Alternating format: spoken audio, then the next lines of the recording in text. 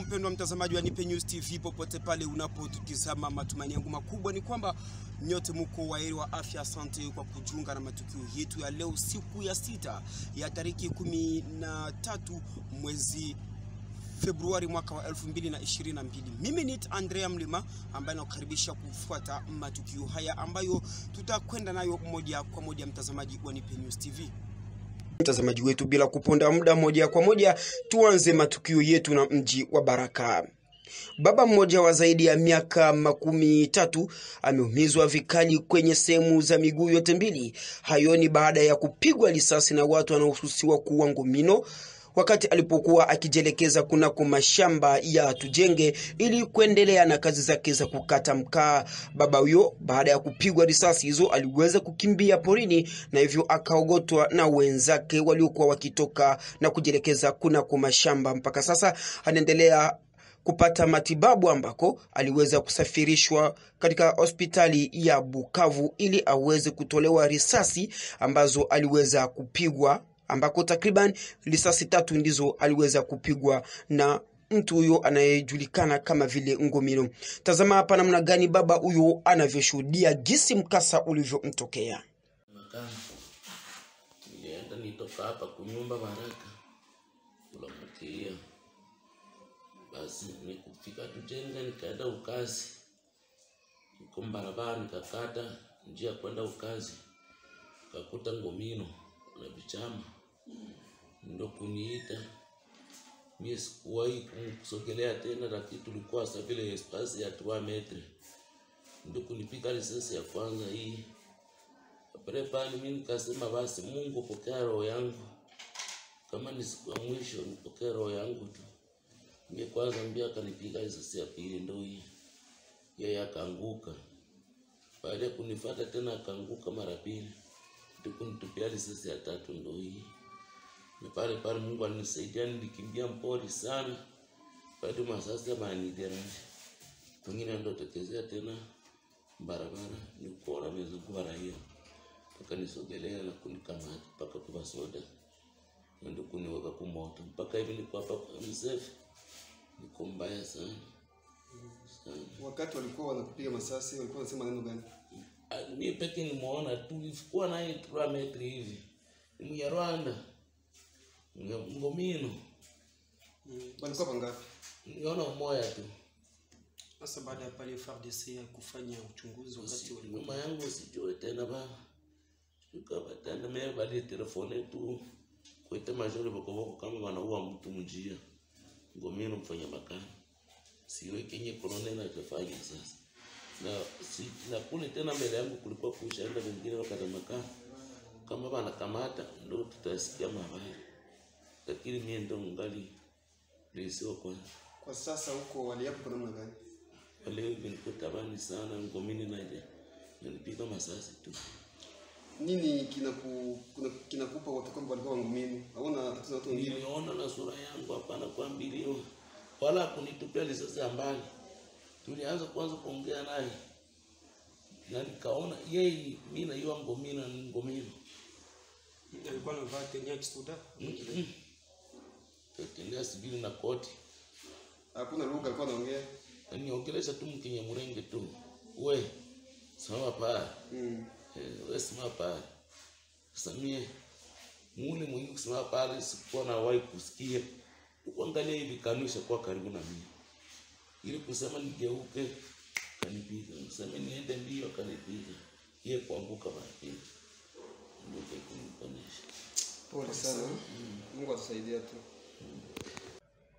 Tukisalia pa Baraka tu, mpendwa mtazamaji wetu, ni kwamba shule la msingi pia la kisekondari Luhemba lipatikanalo katika jiji la Baraka limo katika hatari ya kuharibika. Hayo ni kutokana na mvua ambazo zinaendelea kunyesha katika mji wa Baraka na kupelekea mmomonyoko wa ardhi, na hivyo shule hilo liko katika hatari. Viongozi wa shule hilo waomba viongozi wa mji wa Baraka kuchukulia kwa njuga swala hilo, kwani meya ya Baraka miezi michache iliyopita iliweza kukarabati sehemu ambayo ilikuwa ikiharibika kwenye shule hilo, lakini bila mafanikio yoyote. Huko Boga ni kwamba vikosi vya Uganda vyapokelewa kwa shangwe kubwa na raia katika mji wa Boga mkoani Ituri.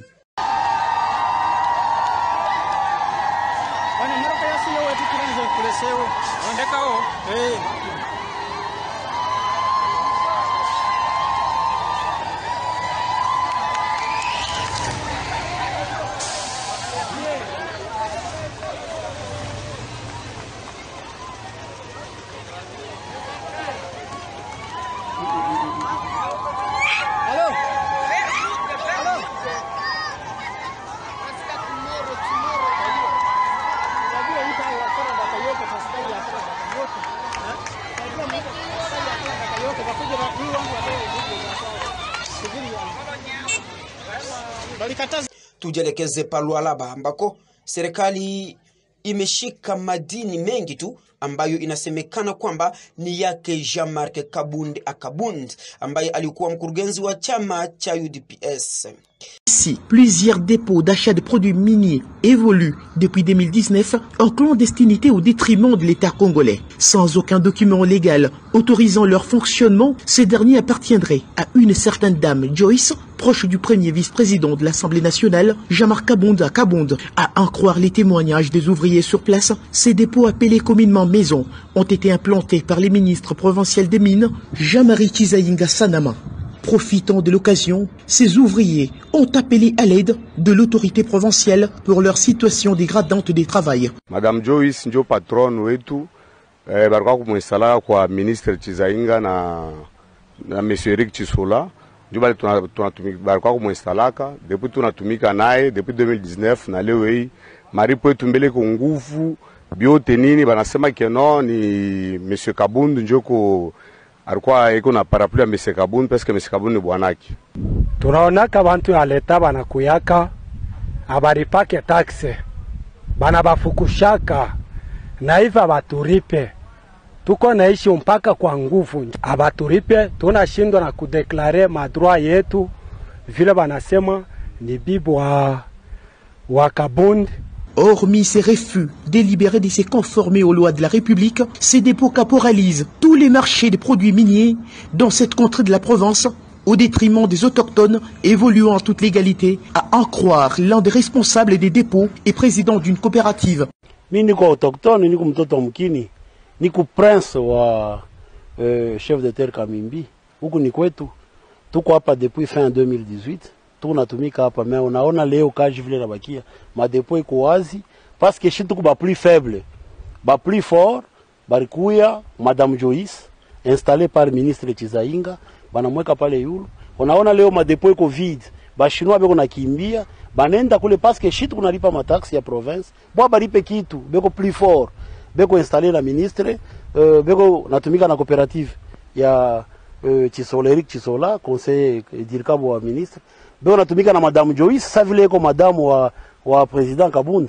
Alors tuba huko Ituri ni kwamba askari waliohusika kwenye mapigo ya mahiti kwenye shamba la mapambano wafungwa na vyombo vya sheria. Alter. Gauche. Gauche. Arrêté sur le champ de bataille pour mutilation du cadavre, cet élément de la garde républicaine acheminé auprès du gouverneur militaire. Ces hommes en uniforme n'ont pas observé le règle d'engagement et des comportements avant, pendant et après les opérations, a dit le lieutenant-général Luboya Kanchamadjouni devant la crème militaire. Vous êtes parmi les soldats Bitumba. Mais ceux qui bozo sala Bitumba, ils ont un biloko il faut vous respecter. Toyokani bokei na opération bosali opération malamu bozui Nyangarai bozui Lipri bozui na ba village nyoso ezalaki pembeni wana. Et normalement, vous étiez déjà à féliciter. Le respect aux morts, même après la neutralisation de l'ennemi, c'est une obligation pour tout militaire, a insisté le commandant des opérations militaires à Ituri. Bino awandenge bozao bokei bozui munguna après kozwa munguna ba neutraliser munguna bino bosali babengi mutilation. Wana na armée, on ne peut pas accepter ça. Ennemi munguna tandenge nini eza oyo tobengaka règle d'engagement et règle de comportement. Biloko wana mibale il faut boye bango makasi. Nguna ata soki babomi ye, vous devez respecter son corps. Vous êtes une armée professionnelle, en plus une unité d'élite. Vous n'avez pas le droit de faire ça. Mis à la disposition de la justice, ces éléments de forces armées vont répondre de leurs actes conformément à la loi, a conclu le commandant des opérations militaires, le lieutenant-général Luboya Kanshama Johnny.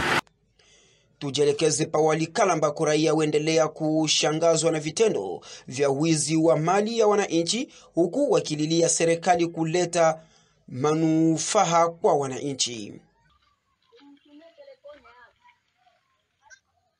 Voilà, ici nous nous trouvons à Logou. Logou, c'est à l'entrée principale qui mène vers Bissié, où il y a l'exploitation de l'étain par la société Alphamine Bissié Mining. Et si vous trouvez une longue queue de camions qui viennent transporter, amener toute la richesse minière qui est en train d'être exploitée sur le site de Bissié. Voilà autant de camions. C'est presque tous les jours le même mouvement qui se fait ici. Quand on vous dit que chaque véhicule transporte plus ou moins 8 tonnes et chaque camion doit faire 2 rotations le jour, c'est que chaque camion a 16 tonnes le jour avec tous ces camions. Imaginez la quantité d'étain qui est en train d'être exploité ici et exporté. Mais en contrepartie, posez-vous des questions. Qu'est-ce que nous gagnons? Qu'est-ce que nous avons comme retombé sur le plan du développement du territoire de Walikale? Parce que Walikale est resté ce que nous avons connu par le passé et jusqu'aujourd'hui. Mais dans l'entretemps, c'est de la richesse qui part. Et là où on creuse, il n'y a rien qui se développe davantage. On creuse et il va arriver un moment où on va nous laisser des trous béants. Et finalement, même l'agriculture ne sera plus développée sur ces sols-là parce que ça sera un sol qui n'est plus riche. Et donc, il est temps que notre conscience s'éveille afin que nous travaillions et que cette richesse profite réellement au territoire de Walikale, à la population de Walikale, à la province du Nord Kivu et à toute la République démocratique du Congo. Donc il est temps, il ne faut plus dormir, il faut se réveiller pour aider notre population à tirer profit de sa richesse. Bila shaka mtazamaji wetu, matukio yetu tunaelekea huko Kinshasa ambako licha ya kufungwa kwa soko ya Matadi Kibala, raia waendelea kuingia kwenye soko hiyo.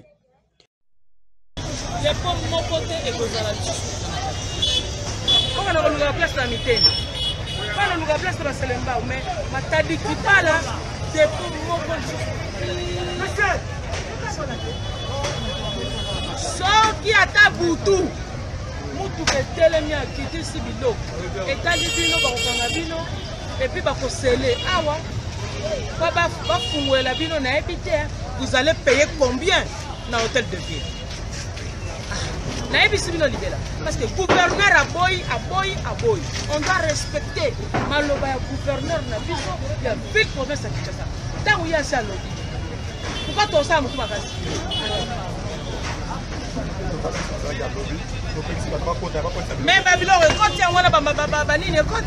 Tukisalia hapo Kinshasa, mji mkuu wa nchi ya Jamhuri ya Kidemokrasia ya Kongo, ni kwamba watu wa SNEL wanaohusika na mambo ya umeme watoa onyo nyingine zidi ya hatari ya umeme eneo la Maluku.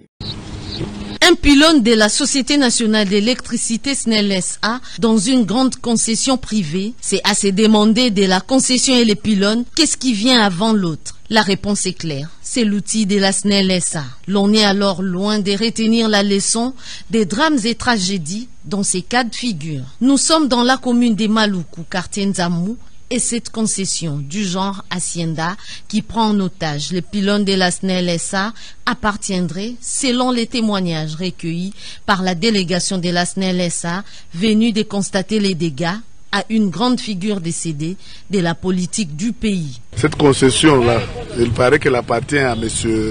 Feu, un de nos dignitaires, Pierre Lumbu, qui a acheté et qui a, en clôturant, qui a mis les nôtres pylônes. Maintenant, après avoir clôturé, l'eau de pluie n'a pas de passage et l'eau a créé l'érosion que vous voyez et le pylône est menacé. C'est ce que nous avons l'habitude de dénoncer pour que l'État congolais prenne ses responsabilités. Parce qu'on ne peut pas enfermer un pylône avec une ligne haute tension dans une concession privée. Maintenant, s'il faut qu'on intervienne, comment est-ce qu'on va accéder à ça? Ce sont des choses qui ne peuvent pas continuer. 8 avenues obstruées par des passages pour le ruissellement des eaux des pluies. La voie est libre pour les têtes d'érosion. Les eaux des pluies ne sont pas canalisées depuis que le défunt Pierre Lumbi a érigé ces murs qui, du reste, fait obstruction à 8 avenues. Les eaux stagnent et provoquent des têtes d'érosion. Ces eaux causent des dégâts énormes et le pylône est menacé. Il y a une voie pour que l'eau coule normalement. Nous demandons à l'État de démolir ces murs pour laisser un passage aux eaux des pluies et les personnes passent par cet environnement. Une alerte de plus de la SNEL-SA à l'endroit des pouvoirs publics pour préserver des vies humaines, mais aussi cet outil de transport de l'énergie électrique d'utilité publique. Nipe News TV, huo utakuwa mwisho kamili wa matukio yetu. Asante kwa kujiunga nasi. Endapo unahitaji kupata matukio ya Nipe News TV, ni bora kusubscribe na kusambaza matukio haya kwa wengine. Mimi sina la ziada, baki nasi kwa muda na wakati mwingine. Kwa heri.